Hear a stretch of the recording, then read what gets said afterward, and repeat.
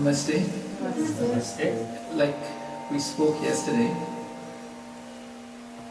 that one of the main purposes of life is to be happy. And when we are happy, we enjoy life, we enjoy living, and we live on and on and on in happiness. And just as a bit of homework,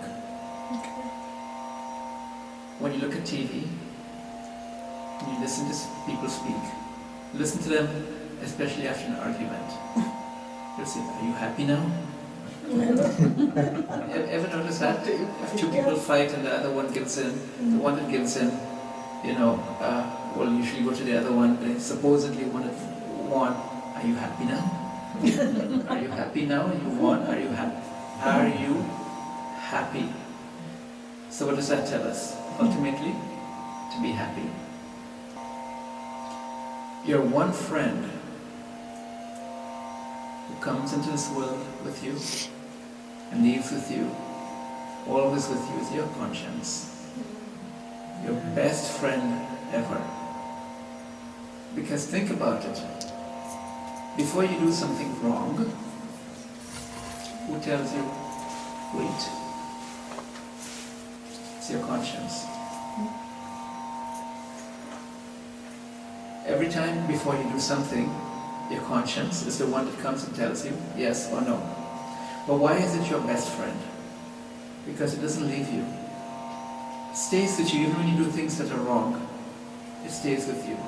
It's always advising you, always telling you. And that's your best friend. With your parents, many people like to say your parents are your best friend. Yeah, but living in the West, we see that parents and children tend to grow apart. Because even though it is said the purest love you will ever find is that of parent-child. That is the purest love you will find. But then again, I've lived a very sheltered life, so I don't know. And as far as I know, that's the first purest love that you will ever experience is that of your parents, of mother and father.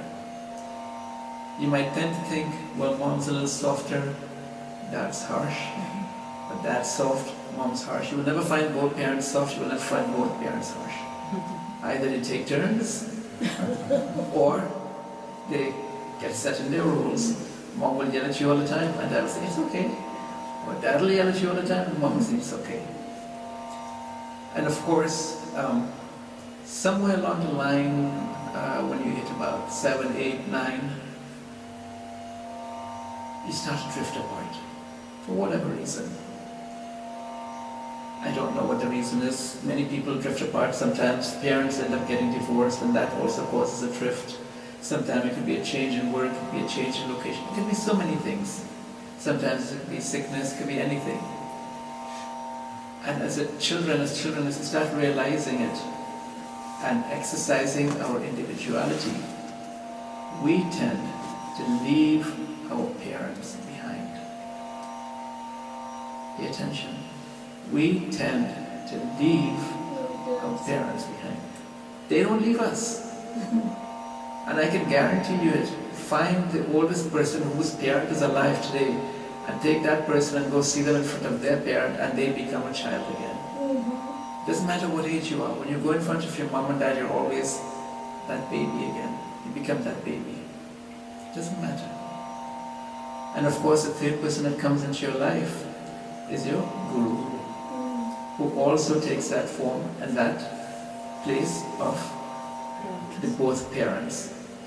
Because your parents have their problems, but the guru is supposed to be impartial. So you find your guru carefully. Don't go find the guru that's standing in the corner, yelling at everyone. So the guru should be someone relatively neutral, someone that you can trust, that you will trust your life with.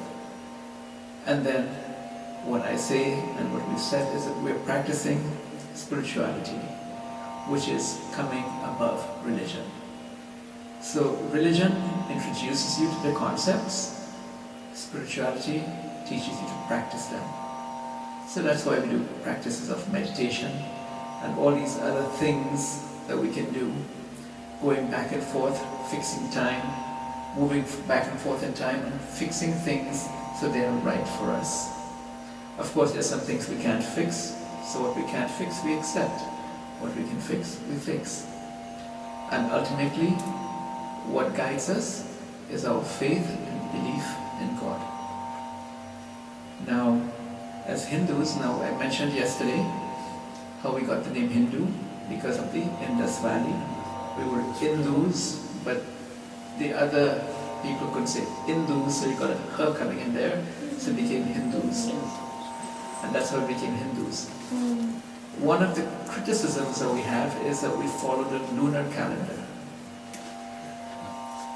But we just read in the Satyanaarayan Katha, if you were paying attention, when is it done? On full moon and Sankranti, every month.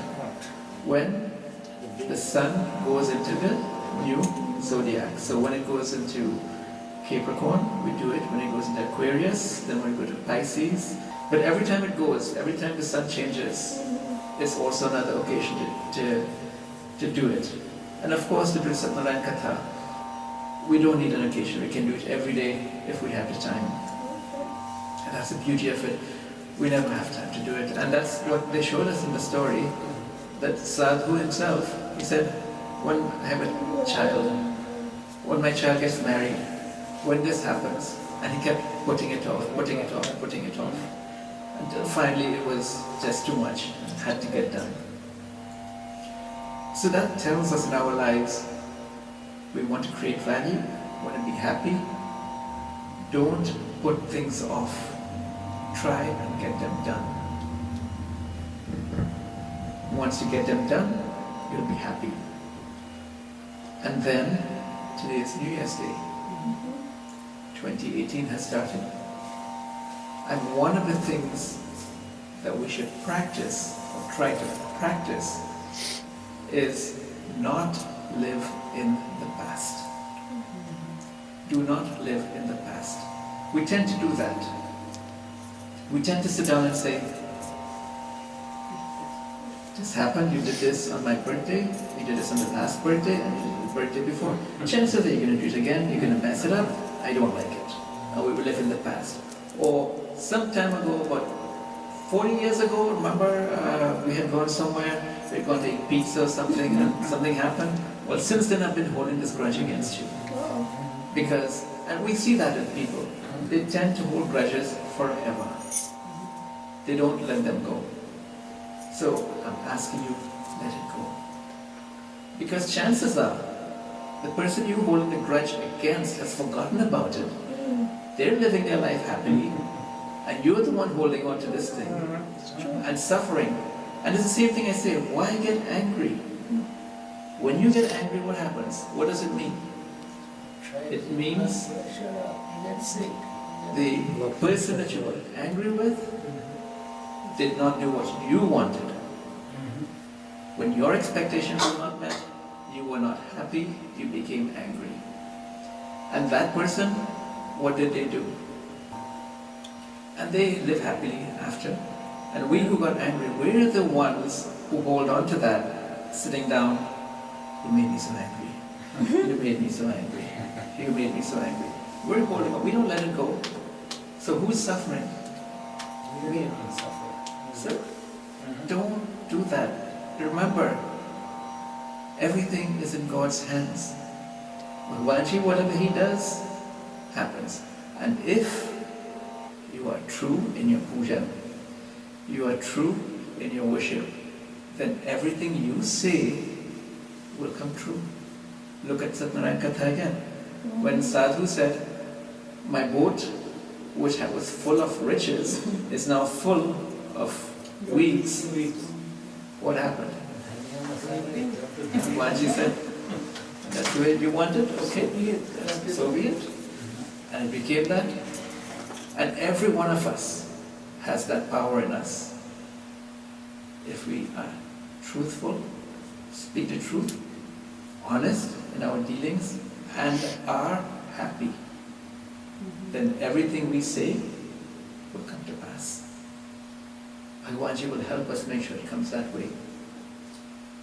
So, be happy, truthful to your best friend. And of course in your mind the question is going to come, but I thought we always learned that God was our best friend. But is God our best friend? Yes and no. Yes, He is. But no, because what is our prayer? Tvameva Mata Chapita Tvameva. What does that say already? Tvameva Mata, you are my mother. Chapita Tvameva, you're also my father. What's the next line?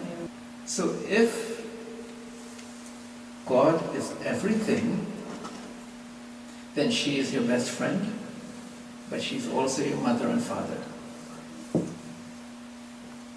And if you can't be best friends with your mother and father, chances are you can't be best friends with God. Because your mother and father and Guru are the representations of God in your life. So if you cannot be honest with them, how can you be honest with Bhagwanji?